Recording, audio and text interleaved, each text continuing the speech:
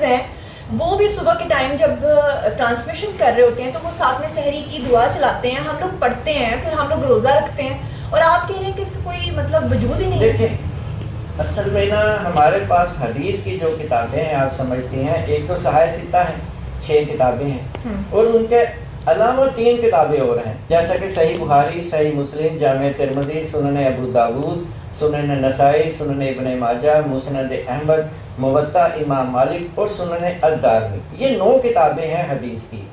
کہتے ہیں کہ اگر کوئی حدیث مستند ہے تو وہ ان 9 کتابوں میں سے کسی ایک میں ہونی چاہیے, اگر نہیں ہے تو وہ مستند نہیں ہے. تو یہ جو دعا ہے ان 9 کتابوں میں تو بالکل نہیں ہے, اور اس کے علاوہ بھی دور دور تک کسی اور کتاب میں نہیں ہے. تو پھر یہ اس کا وجود کہاں سے آ گیا, یہ دعا کیسے پڑھے جانے لگی اور اتنے سب کانٹیننٹ میں اتنی مشہور ہو گئی, اور اس میں گرامر کی غلطی کیا ہے؟ اس میں دیکھیے گرامر کی کتنی بڑی مسٹیک ہے. یہ دعا ہے وَبِصَوْمِ غَدٍ. جی غدن جو ہے عربی زبان کا یہ جو لفظ ہے اس کا مطلب ہوتا ہے ٹمارو. اچھا, اگر آپ اس کو انگلش انٹو عربک کی ڈکشنری میں دیکھیں تو ٹمارو پہ آگے غدن لکھا ہوگا. بلکہ یہ تو ایک چھوٹی مثال ہے, قرآن حکیم میں غدن کا جو لفظ ہے یہ 5 دفعہ آیا ہے. جیسا کہ سورہ القمر میں ہے وَسَيَعْلَمُونَ غَدًا, اور ان کو کل پتہ چل جائے گا من الکذاب الاشر, کہ کون سب سے بڑا جھوٹا ہے اور کون خود پسند ہے. یعنی قرآن حکیم میں یہ جو لفظ ہے یہ تمہاروں کے معنی میں آیا ہے. تو یہاں بندہ کہتا ہے جی میں کل کے روزے کی نیت کر رہا ہوں, کیسی حیرت کی بات ہے. اب اگر وہ 30واں روزہ رکھ رہا ہے, مثال وہ لاسٹ روزے میں ہے 30واں روزہ, تو اس میں جب یہ نیت پڑے گا میں وَبِصَوْمِ غَدٍ نویت من شہر رمضان, میں کل آنے والے کل کے روزے کی, اگلے دن تو شیطان روزہ رکھتا ہے, اگلے دن تو شیطان روزہ رکھتا ہے, اگلے دن تو وہ عید ہوتی ہے. جی عید ہوتی ہے. تو یہ لاجیکلی یہ غلط ہے. یہ بڑی سینسٹیو بات ہے, لیکن اس بات کو آپ سمجھیے کہ پروفیسر صاحب کہہ رہے ہیں کہ غدن کا مطلب ٹمارو ہوتا ہے, آنے والا دن, اور کیونکہ ہم آج روزہ رکھ رہے ہیں تو ہم کل کی نیت کیسے کر سکتے ہیں, اور پھر جب 30واں روزہ آتا ہے تو اگلے دن تو عید کا دن ہوتا ہے, تو پھر ہم اس میں غدن نویتو کیسے پڑھ سکتے ہیں. تو یعنی کہ اگر اس کے حوالے سے آپ اور بھی لوگوں کو تھوڑا گائیڈ کرنا چاہیں, کیونکہ ہو سکتا ہے اس پہ کچھ لوگ اعتراض اٹھائیں کہ نہیں آپ غلط کہہ رہے ہیں, تو اس کو ثابت کرنے کے لیے دیکھیں میں نے 2 مثالیں تو دے دی آپ کو کہ آپ اس کو ڈکشنری میں چیک کریں, تمہاروں کے آگے دیکھیں غدن لکھا ہوگا, ٹوڈے کے آگے دیکھیں تو وہ اليوم لکھا ہوگا. اور دوسرا قرآن حکیم میں یہ 5 دفعہ آیا ہے, یعنی سورہ یوسف میں آیا ہے, سورہ الکہف میں آیا ہے, سورہ لقمان میں آیا ہے, سورہ القمر میں آیا ہے, سورہ الحشر میں یہ لفظ آیا ہے, اور جہاں جہاں آیا ہے وہاں یہ کل کا معنی ہی دے رہا ہے. اچھا, تو اس سے بڑی اور کیا دلیل ہو سکتی ہے.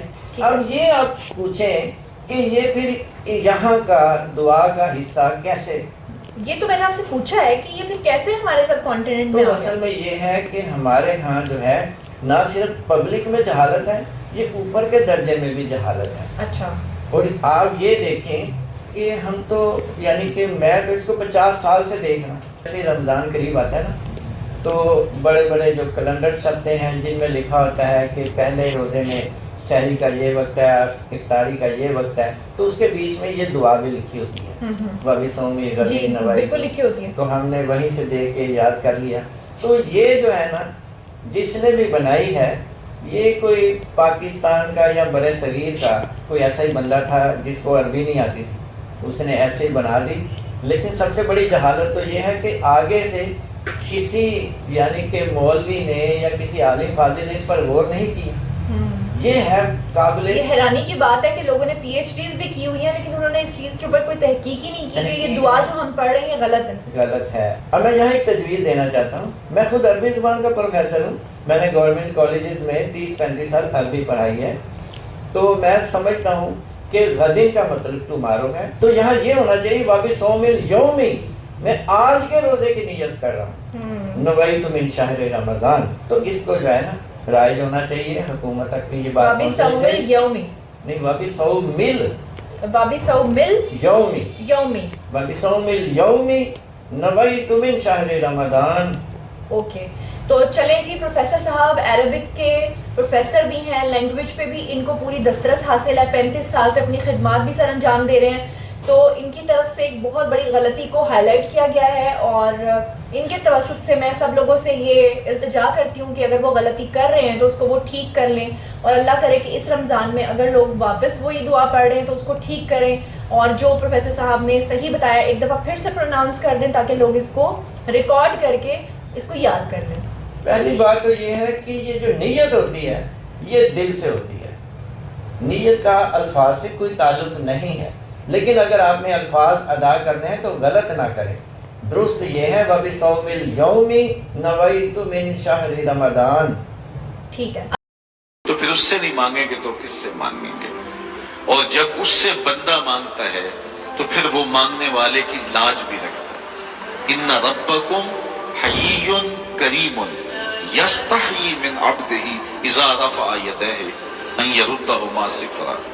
تمہارا رب حیا کرنے والا کریم ہے، جب بندے اس کے سامنے ہاتھ پھیلا کے دعا مانگتے ہیں اللہ فرماتا ہے مجھے شرم آتی ہے ان کے اٹھے ہوئے ہاتھ خالی کیسے موڑوں۔ جب انہوں نے مجھ سے مانگا ہے تو میں نے بھی نہ دیا تو کون دے گا؟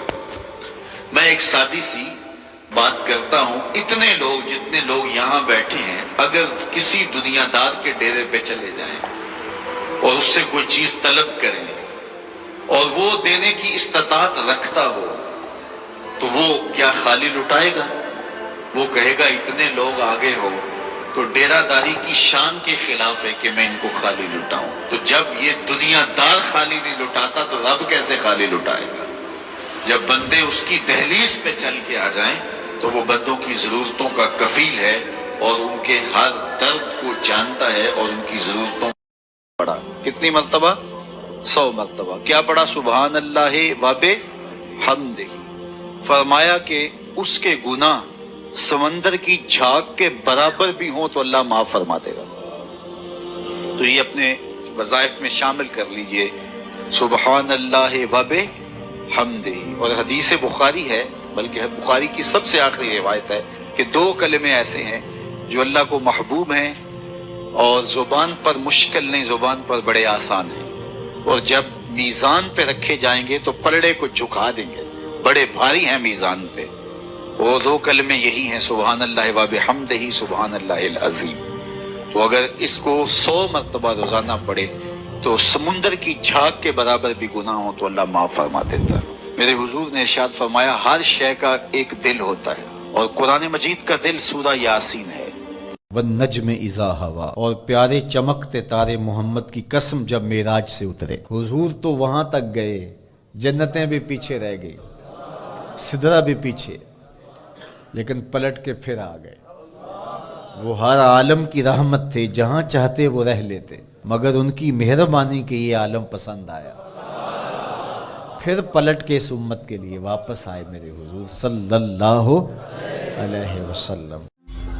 حضرت علی رضی اللہ تعالیٰ عنہ نے فرمایا کبھی بھی اپنی جسمانی طاقت اور دولت پر بھروسہ مت کرنا، کیونکہ بیماری اور غریبی آنے میں دیر نہیں لگتی۔ محبت کرنے والے سے وہ جذبہ ہے، سنو لوگو یہ جسمن میں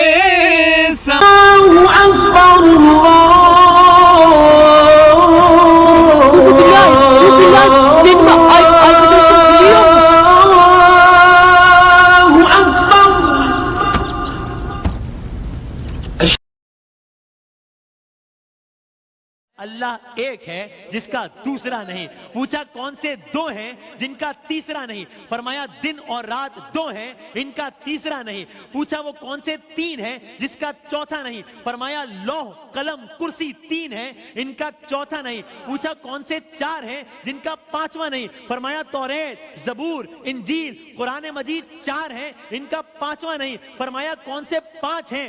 پوچھا کون سے 5 ہیں جن کا 6واں نہیں؟ فرمایا 5 نماز नमाजें हैं, फजर, जोहर, असर, मगरिब, इशा 5 हैं, इनका छठा नहीं। पूछा 6 बताइए जिनका 7वां नहीं। फरमाया जमीन और आसमान 6 दिन में पैदा हुए, इनका 7वां नहीं। पूछा वो 7 बताइए जिनका 8वां नहीं। फरमाया मेरे रब ने 7 आसमान बनाए हैं, इनका 8वां नहीं। पूछा वो 8 बताइए जिनका 9वां नहीं। फरमाया अर्श को 8 फरिश्तों ने उठाया हुआ है, उनका 9वां